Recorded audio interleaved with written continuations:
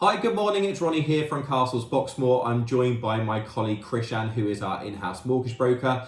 We just jumped online to give you a quick market update. The housing market is getting some negative press at the moment, especially if you listen to the BBC News or the nationwide house price index. Prices dropping by perhaps 10 or 15%. I'm really pleased to say that locally, that is not the case. That's not what we're seeing at all. Prices are incredibly stable. Lots of demand. Leads through from Rightmove and Zoopla and inquiries into the office are up on this time last year. Now that could be an effect because people were locked down for 10 or 12 weeks and they've put their plans on hold. But right now, very, very strong demand, lots of buyer engagement, offers that are coming in at either asking price and in some instances just above asking price. So there is no price decrease or price deflation that we're seeing in the current marketplace. That will need to be supported obviously with good lending from lenders. So I thought I'd speak to my colleague Krish here this morning to give you an update as to what is going on in the market, what people can borrow and what the challenges are. So Krishan, if you'd like to give us an update on that. Perfect. Thanks, Ronnie.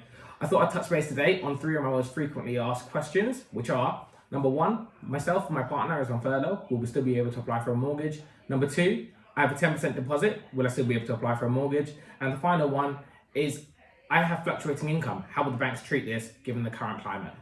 Just what is fluctuating income?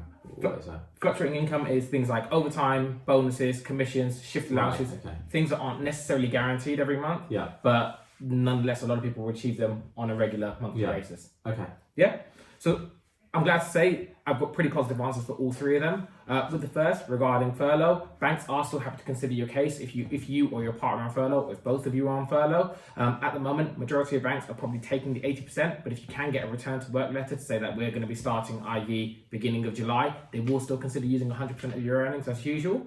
Regarding 90%, I think there's been a lot of bad market press saying that banks, it's closed down for first-time buyers, or you need 20%, 25% deposit. We are still able to source mortgages with 90% lending, which is great. That's with a high street mortgage lender? That is indeed with a high street lender, and the rates are really competitive. I mean, we're seeing 2-year fixed rates at 1.89% and 5-year fixes at 2.26%. That's just crazy. When you think about where inflation has run, I remember in 2001, I got a mortgage and my mortgage broker at the time said, you'll never get a rate better than this. And that's at 3.89%. That's unbelievable. And now you're getting rates at, what was that, sorry? 1.89. 1.8, I mean, that's just crazy. And to put that Why would you rent when you can borrow money at that kind of money? Correct. And so there's 10% mortgages out or 90% mortgages out there, so with a 10% deposit. Absolutely. And obviously, if you're a first-time buyer, there is stamp duty reliefs as well for you, up to, I think it's about 300,000 pounds. 300,000. And I've done a great example. If you were to buy at £300,000 and you put down your 10% deposit, over a 30-year period, you get a monthly payment of about £985. If you compare that to your rental payment, crazy.